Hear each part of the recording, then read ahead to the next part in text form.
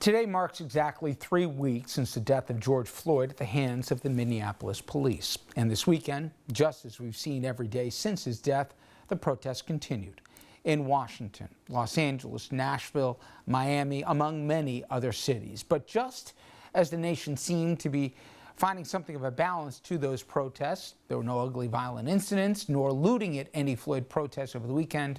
A new controversy. Police in Atlanta, they shot and killed a black man under far less certain circumstances.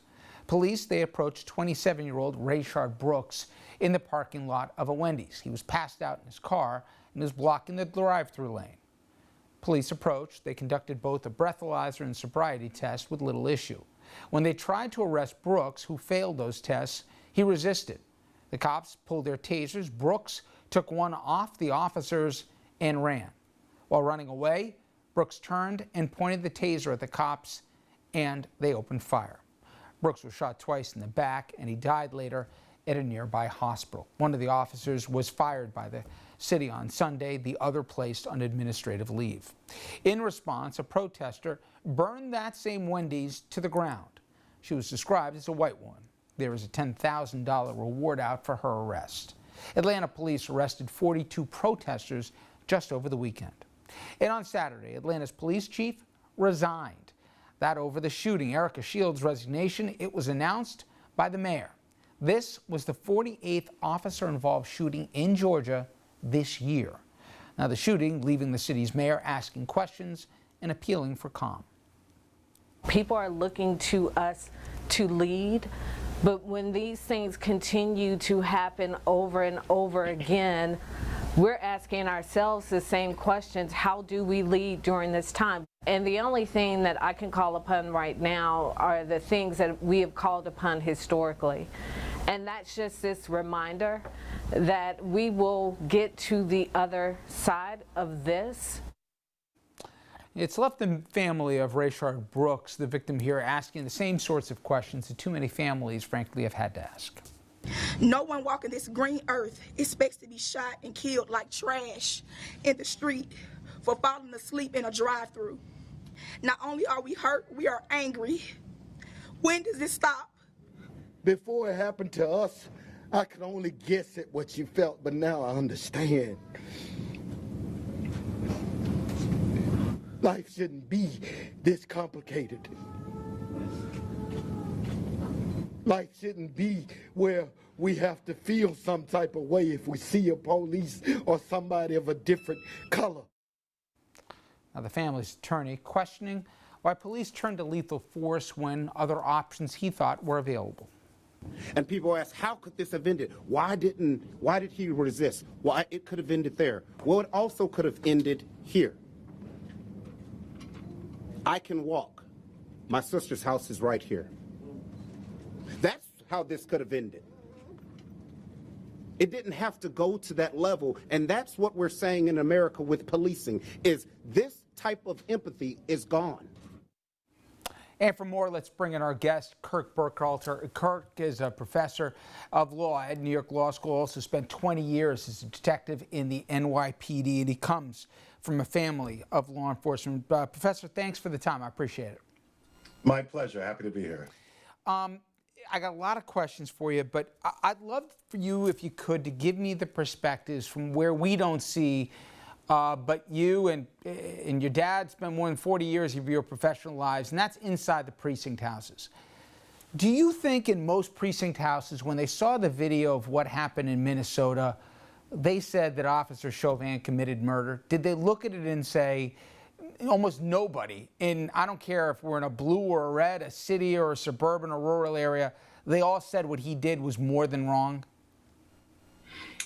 I would have to believe so. Not only would I have to believe so, I would like to believe so.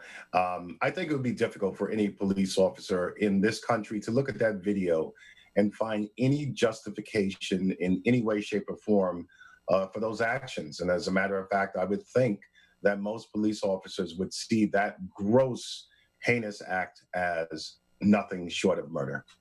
Then I get to Atlanta, and it gets a little trickier, right?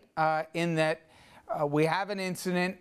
There's a the scuffle, the guy runs, he takes a taser off a cop and he points a taser. And I always try and say, it's real easy for me sitting in a nice air-conditioned studio here in my nice little suit to say what should or shouldn't happen in real time with adrenaline pumping and all the rest. But how much does a cop really factor in all the mitigating factors? They knew he was unarmed, they knew the guy was drunk, and he's running. Once he turns and points something, are all bets off at that point? Or should the cop have been fired like he was and maybe now even looking at criminal prosecution? Well, there are many factors here, and this is where reality lives. I think when we look at the case of George Floyd, that is very much an outlier. And fortunately, we don't see such blatant, heinous acts like that where someone definitively, all bets off, committed murder. I think most of these cases we see are like the Atlanta case. So here, let's start from the back end. There's a point where the victim turns and points the taser at the police officer. And on one of the videos, you can see that he discharged the taser prior to the officer shooting him. So this is an issue with decision making. And you always hear police officers say, well, I only have 3 seconds or so to make a decision. And that decision is evaluated for hours and months at a time. However, that is the gig, unfortunately. And that's what you're hired to do, to make decisions.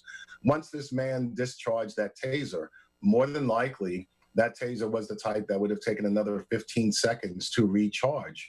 So the threat may have been over. Even if the threat wasn't over, we know that he was intoxicated by results of the breathalyzer. So that's where the decision-making comes in, to shoot or not shoot. And that is based on whether this man was viewed as a threat to society. If I don't do something to stop this person, are they going to go and harm someone else? Arguably, from everything we know at this point, that was not the case. As I said before, you and your dad put in more than 45 years in arguably the greatest police department, if not even the country, even the world, with the NYPD. But when you've seen everything play out, and really with the advent are now so many cell phone camera videos, to some of us, maybe it shouldn't have, but we've been shocked at just what we've seen, where people have said for generations, this has been going on, you just haven't wanted to acknowledge it to certain parts of the country. Do you look at this and worry what is going to happen to policing? Or do you look at this and say, damn, Skippy, it's about time that what we've been looking for changes for decades finally might come here and we might have more even justice? How do you do that when you square it with, obviously, the uniform you put on, but also your life experience? Sure. And, I'm two things in this society, certainly more than two. But with regards to this subject matter, I'm a retired police officer. And to be quite frank, I'm a black man. And I was a black man before I was a cop. And I still am one. So I look at this through both lenses. So to your first point, yes, I do believe many folks in the public are basically saying, hey, we've tried to tell you this all along, that being a black person in this country, you are more likely to engage in a fatal encounter with the police than my white counterparts. Now, putting my police hat on, while these are horrific acts and some of what we've seen and there are immense tragedies, I would be hopeful that this is an opportunity for police departments to move into the 21st century and an opportunity for change. We've covered a lot in this program when heroin ran through so many different communities, and I was always struck by how cops so often had to be social workers out in the field in many particular cases, and literally, carrying Narcan with them to try and revitalize people and then try and carry out the law enforcement portion of it.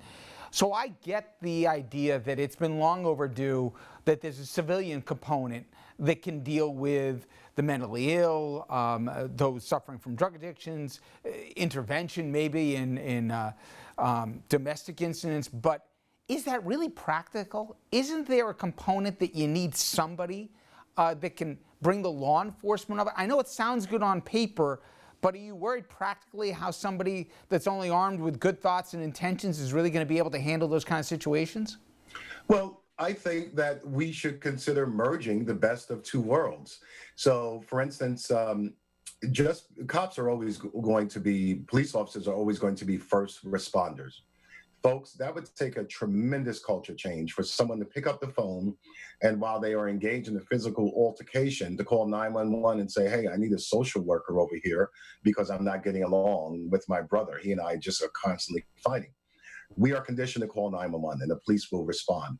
And there are many positive aspects to that. But where the change comes and involving civilians is what they do once they get there.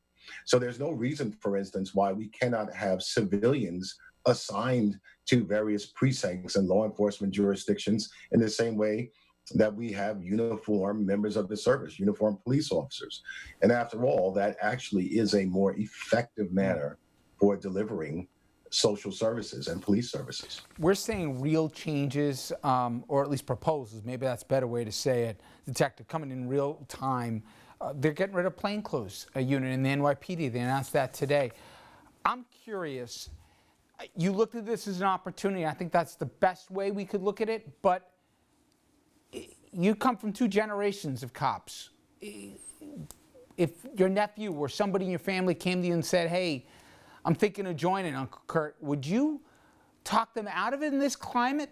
Or would you say, you know, this is still not only one of the most noble professions here, but, you know, the communities will not look at you as the enemy here. This is something I support if you join. Well, that is an excellent question, because I do believe it's still a noble profession, and it should be. And we need to remove whatever tarnish is on the profession. Would I advise a family member or a relative, someone I really cared about? I don't know if I would advise them one way or another. I think I would lay out all the pros and the cons, because I existed in the law enforcement world before cell phone cameras and body cams and so many different things, and having my actions weighed by the general public, right? So I do believe that if we change how we educate police officers, how we prepare them to do their job, I do think then police officers would have a better opportunity, a better chance of navigating through this environment. Well, Kirk wrote a really interesting opinion piece in the USA Today. I suggest you folks go check it out. It deals with this very subject. Kirk Burkhalter, thank you so much. Professor, I appreciate the time. And again, thanks for your years of service on the job. My pleasure. You're quite welcome. Thank you. All right, everyone, when we come back here, the president got himself into another photo op this weekend, this time at the West Point graduation. But is his relationship with the military deteriorating? Well, this, as a growing number of people ask, is Trump's health also on the downslide? We're going to look into both of those questions straight ahead.